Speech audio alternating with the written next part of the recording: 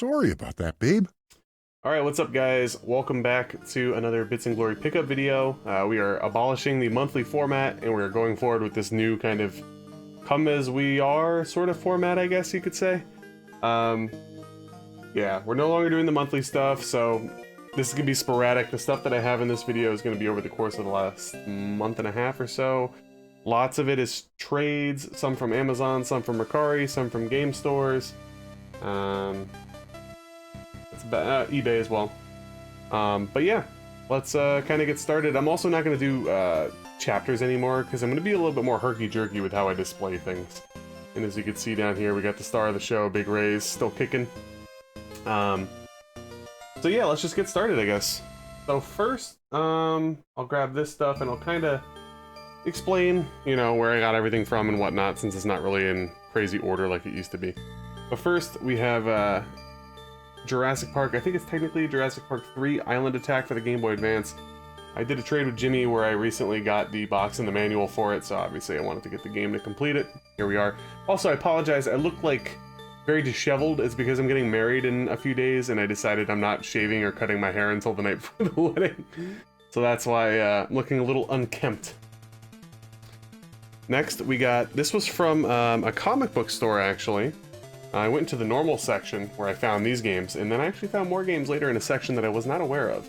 We have Super RC Pro-Am on the Game Boy. These were relatively cheap as well. I was actually pretty surprised. I got everything there for about $90, I think, that day. You'll be seeing a lot more. Maybe I'll try to hit those next.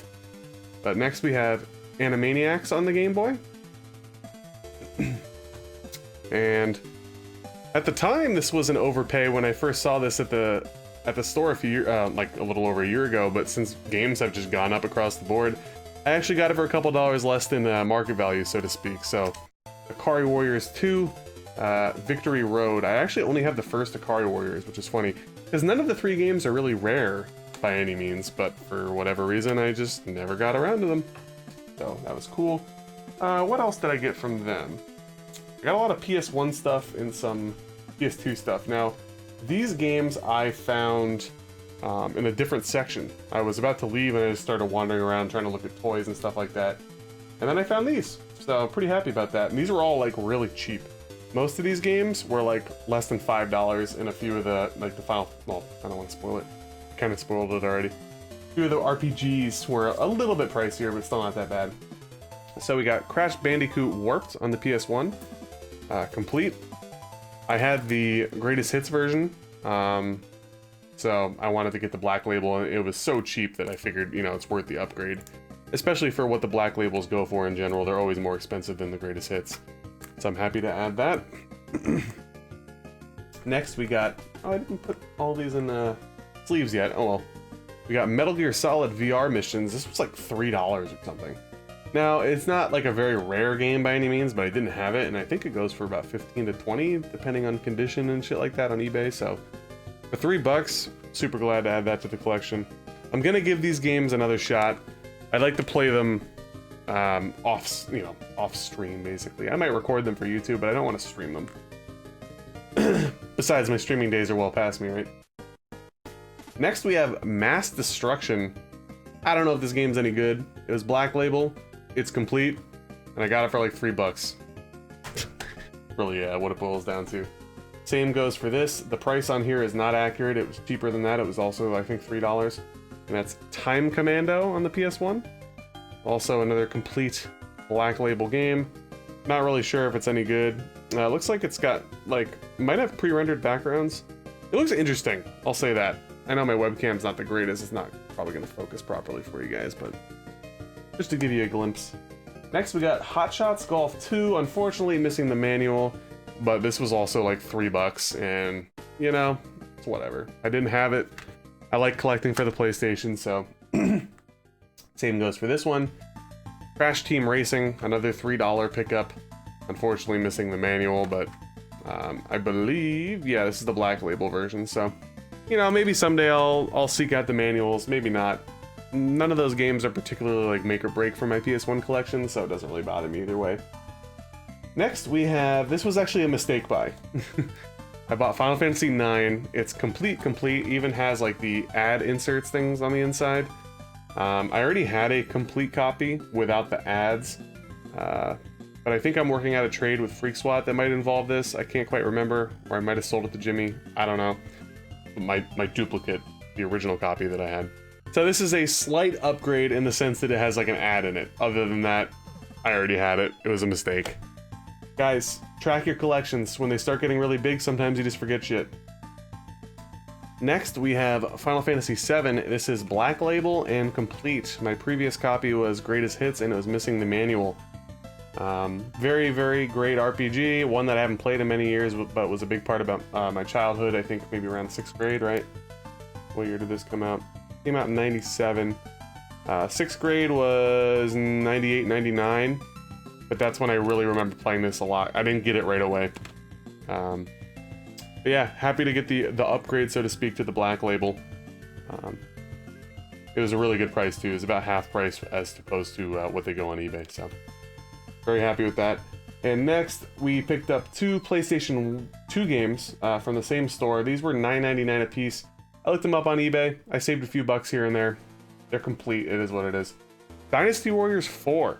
I love the Dynasty Warriors franchise. I think it's fun as shit. Yes, it gets very, very repetitive. I wouldn't say it's boring, but it gets repetitive. But oddly enough, I took a gamble on this. This was the only Dynasty Warriors for the PlayStation 2 that I didn't have. I had all the other ones, I just didn't have 4, so I'm like super glad that it worked out like that. I was just gonna buy it and probably sell it or trade it if I ended up having it, so it worked out in the end. And next we have Baldur's Gate Dark Alliance. These are complete, by the way, I don't remember if I mentioned. I already have this on the GameCube, but I'm a big Baldur's Gate guy. I realize this isn't the real Baldur's Gate. This is, you know, like the action RPG sort of dungeon crawler hack and slash game. But $9.99, it's complete. I know it's Greatest Hits, but figured I'd pick it up. So I think that's everything that I got from that store. I'm gonna try my best to organize properly here. The only game that I just showed that I didn't get from the store was Jurassic Park 3 on the Game Boy Advance. I got that from eBay. But next, whoa, we're about to tumble. Oh boy, it's getting sketchy. Next, we're gonna get into some PS2 and GameCube games. I somehow didn't have Final Fantasy X. I'm shocked. I thought I had it, but I didn't. I got a complete copy on eBay. It's not an expensive or rare game by any means. I think I got it for less than 10 bucks shipped, and it was the Black Label, so. I'm gonna get to it eventually. In my opinion, this is kind of where the series died. You know, blame me away in the comments, but I'm definitely gonna get to this at some point on the channel.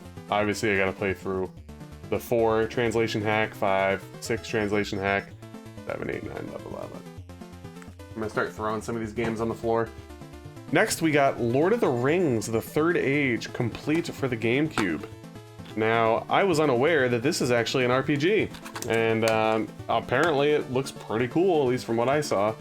My fiance, soon-to-be wife, is a gigantic Lord of the Rings nerd, so I figured I would get this and maybe we'll play through it together, or maybe she'll just watch me play it. Either way, we'll all get some enjoyment out of it. Got this for a pretty good price on Amazon, way cheaper than eBay or Mercari, so happy with that. Next, a pickup from a video game store. I don't really want to mention their name. I got Tales of Symphonia. It was not complete. I was an idiot and I didn't check. I ended up getting the manual on eBay for a reasonable price, so now it's complete. I've never really played any of the Tales games. I'm assuming that this is probably part of like Tales of Fantasia as well. Might not be, I don't know. But I'm pretty interested in playing through this. This was one that came out on the GameCube that I just never got around to. It was an exclusive, as you could see. The reason I didn't want to mention the game store, I'm not trying to shit on people. The game store that I'm talking about is somewhat local to me. I like the people that work there. They have a fucking amazing selection. I was like floored when I went in. I was so stoked. I thought I was gonna, you know, potentially come home with some really cool shit, but my gripe, and I gotta be real, I understand they have overhead, I understand they're a store, but I could buy all those games that they had in there for way cheaper on eBay. Pretty much everything was marked up 10 to almost like 30% off of like a lowest buy it now on eBay, so I was a little disappointed in the pricing, but it is what it is, you know what I mean? I get it. When you have a storefront, there's other costs, you know, employees. Oh no! Oh my god, well, I just dropped everything, guys. So that's not good. We're just gonna forget that that happened. And hope that none of my discs really rattled around. It looks like Crash Team Racing fell out, so Either way, I will deal with that later. I apologize. I guess that's what I get for talking smack on a store, right? Okay, so next we have Threads of Fate on the PS1, which is a Squaresoft sort of action RPG, sort of puzzle game at times, I believe. I've been eyeing this one up for a while, and the price was finally right. I got it in Mercari. It was like $20 or $30 below the cheapest. Buy it now on eBay, which is like nuts to me. Nuts. Also, I'm very glad that a lot of the games I dropped weren't that valuable. I'm just gonna say that. That's still simmering in my mind. Let's actually switch it up a little bit here. I got some books and some strategy guides. So, FreakSwap pointed me out to this. This is a Final Fantasy pixel art book that I believe goes through Final Fantasy 1 through 6. I'm gonna kind of have a tough time. Oh, there's fucking Final Fantasy 2. Look at that shit. Ugh, and there's Sid and fuck, what's his name? Yang from Final Fantasy 4. It's pretty cool, man. It's a pretty cool book. If you're a fan of like old school like video game art and stuff, and especially obviously the Final Fantasy series, you'll get some enjoyment out of it. It's pretty cool, and I'm very excited to kind of look through it. When I get my stuff for my pickups videos, I sort of leave them on the shelf and I just get to them later. It's very cheap, by the way, and I use rewards points. I think I got it for like $5 or something ridiculous. Next, for those of you that follow me on Instagram, you've seen this already, this is Lufia and the Fortress of Doom official player's guide. I'm currently replaying through Breath of Fire for my Bits Plays series, and once I finish that, I'm going to do my first ever playthrough of Lufia. I have it complete in box with all the shit, and now I got the guide, so pretty stoked about that. Pretty hard to find that, by the way. It took me a while. Next, we got this from Robot City Games, which is one of my favorite video game stores. It's in Binghamton, New York. It's a bit of a hike for me, but we got Lunar Eternal Blue official strategy guide. And this is from the Sega CD era. This is not the PlayStation 1 version. This was pretty pricey, but in comparison to eBay, it was about $10 cheaper, and Oneida got this for me as a gift out of the kindness of her heart. Very cool, you know, full color, lots of great information, maps, all that good stuff. Really looking forward to getting to the Lunar series, hopefully maybe early in 2022, but we'll see. You know, no time, right? Next, we got The Legend of Zelda Link's Awakening DX Prima's official strategy guide. There is no pull-out map, unfortunately, on there, but got this on eBay for a pretty good price. I know Jimmy was playing the original Link's Awakening. I'm fine with either or. The truth is, I bought this one because this strategy guide is way cheaper than the original Link's Awakening strategy guide. Like almost $30 or $40 cheaper, so happy to add that to the collection. Hope to get to that at some point in the near future. We'll see. Next, we have the Final Fantasy Anthology strategy guidebook, which features Final Fantasy 5 and 6. This is the PlayStation 1 collection that came out for it. I believe I got this on eBay and somebody accepted a best offer. Excited about that. One of them, I mean, I'm probably not really going to play these versions, to be honest with you, but the main reason that I got it is that they're very similar to the, you know, the Super Famicom versions with the correct translation hack patches on them. So I'll be utilizing these when I play through 5 and 6 for my Bits Plays series. Next, going back to Robot City Games, I got this for free with some trade-ins. Final Fantasy Tactics Advance on the Game Boy. Recently acquired the cartridge and the complete stuff from Jimmy. I have a complete copy of it. Again, at some point we'll get to it. Who knows when.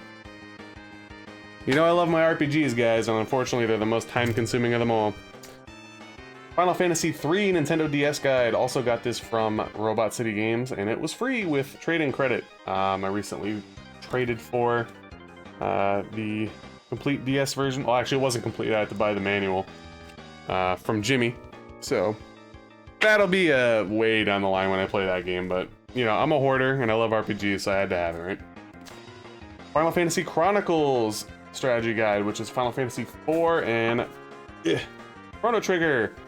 This was a PS1 release. Again, not really going to play these versions, but it's good to have the guide. It's going to be very similar to the version that I end up playing for Bits Plays for Final Fantasy IV at least. And I have the official strategy guide for Chrono Trigger, so I don't really need that one. And lastly, for the guides and the books this month, we have Final Fantasy Origins Collection, Final Fantasy 1 and 2. I played through Final Fantasy 1 and reviewed it. I think it's like my most popular video on my channel, actually, other than Baldur's Gate. I mainly got it for Final Fantasy 2. Because at some point I am going to revisit that game either on the PS1 or the PSP. We'll figure it out. Alright, got a few more things to go. I'm going to kind of go through a little bit quicker here, guys. I don't want to waste too much of your time, and also I don't want this to go that long either. I got stuff to do. Next, from Robot City Games, I picked up Newtopia on the TurboGrafx 16. It is an action RPG. Unfortunately, it didn't come with the jewel case, but, you know, it has the manual and it has the Hue card. It's basically, I guess you could sort of say it's a Zelda clone. It looks really fucking cool. There's a sequel that's a lot more expensive that I hope to get at some point someday. This is going to be, whenever I record it and all that kind of shit, this will be my first full playthrough of a TurboGrafx game and review. Can't wait to get to this eventually.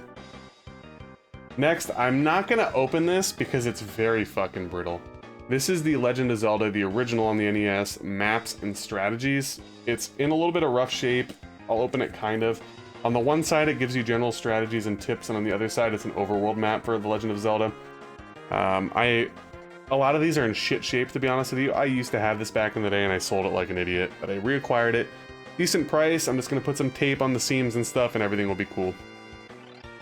Next, we have Shining Force, the Sword of Hagia, which is the Game Gear game, the only Game Gear game that we got in America for the Shining series, Shining Force 2 ad on the back.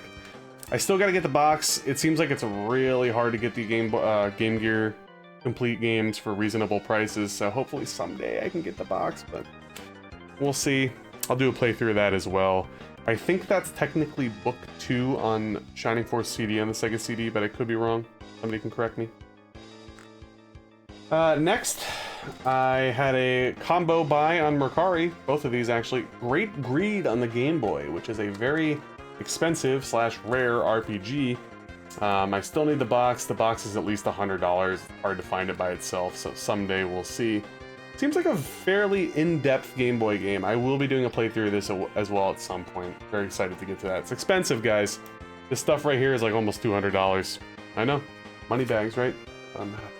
Promise. Alright, we'll finish off with a trade that I did, but next we'll get to Final Fantasy V. This is the Super Famicom version.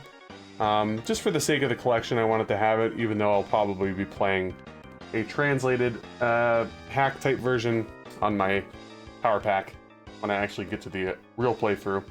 But it's cool to have it because we never actually got Final Fantasy V in America. Jesus Christ, I keep dropping everything. Sorry about that. Sorry about that, babe. Alright, next we have a PSP game. Final Fantasy 1 on the PSP, complete. Got this on eBay for a pretty decent price. By all intents and purposes and accounts, it seems like this, as well as 2, these are probably the definitive cool versions to play of these games. I really like the graphic style, and it seems like the quality of life changes are in there, and everything just seems really cool. It seems like a step up above the PS1 version to me, so I will be playing this, not recording it because it's a PSP, but we'll be getting that at some point in my own leisure. Alright, couple more things. We'll go through really quickly here. Final Fantasy Legend 3 on the Game Boy, complete. Now I have the complete trilogy, complete on the Game Boy. I got it for a pretty decent price on eBay. Next, we have Sword of Hope, which is made by Kemco Saika, the people that made Shadowgate. It has very similar Shadowgate vibes, however, this is an RPG. It seemed very interesting, and this is also complete. Unfortunately, the Sword of Hope 2, if you want to get it complete, you're looking at many, many hundreds of dollars. I don't know if that's ever going to be feasible for me, but we'll figure that out, right? Definitely going to get to that one on the channel as well. Next, a trade, basically with Jimmy. We did 2 trades. It's Legend of Zelda: Link to the Past, 4 Swords, Game Boy Advance, complete in box. First, I traded for the box and stuff, and then I traded for the game. Who doesn't like Link to the Past? You know what I mean? So, thank you, Jimmy. And lastly, a trade that I did with Mad Moose Harvey, the brother of Alpha's Back. I traded him a Retron 5 because he was very, very interested in it. And I think I'll also be giving him a controller at some point. And he had some stuff just he hadn't touched for years. So, figured it would be going to a good home, which it is. Getting back into handheld collections here, I gotta clean this up and probably replace the screen. I might do a IPS mod, or whatever the fuck it's called, where it gets backlit, but it is the purple Game Boy Color. I currently only have the neon green color, or whatever it is, lime green. So I'm happy to add that. Just got to clean it up a little bit. Still works. The batteries that were in here were like fucking 20 years old and they still worked. Pretty crazy stuff. Next, we got Conker's Bad Fur Day on the N64. I know this is a pretty sought after game. I had it in my collection when I sold my N64 collection. Obviously, I no longer had it, but I reacquired it. It's the last N64 game that I believe that Mad Moose had. He doesn't even have an N64 anymore. So we worked that out in the deal. And then lastly, the crown jewel of the deal. Another thing that he hadn't touched for, I don't know how many years. Something that I've been pretty seeking. And that is the Game Boy Micro, which everything looks like it's still good. I'm gonna pop off the faceplate and clean it underneath. There's some like hairs and dust in it and stuff, but for those of you not in the know, it has a wonderful backlit screen. See if I can show it there. Can't really see it really well because of the focusing and white balance, but it's a better screen than I have on pretty much any of my Game Boy Advance consoles. The only thing is it's a little small, as you can see, for bigger people. You could change out the faceplates. It's a really cool system. It's pretty highly sought after at this point. This was like the main part of our trade. Oh, I forgot to mention, I also gave him like 12 games. It was the Retron 5 and like 12 Nintendo games and a controller. So anyways, that's the pickups I got for you guys. Again, we're not doing the monthly format anymore, so the next video, I don't know when it'll be, but it'll come out when it comes out, right? Hope you guys enjoyed the video. If you did, like the video. If you haven't subscribed already, please subscribe and leave a comment down below. Maybe tell me stuff that you got this month or anything, you know, that you like that I got this month, and we'll go from there, right? All right, guys, I'll see you in some future videos. Take care.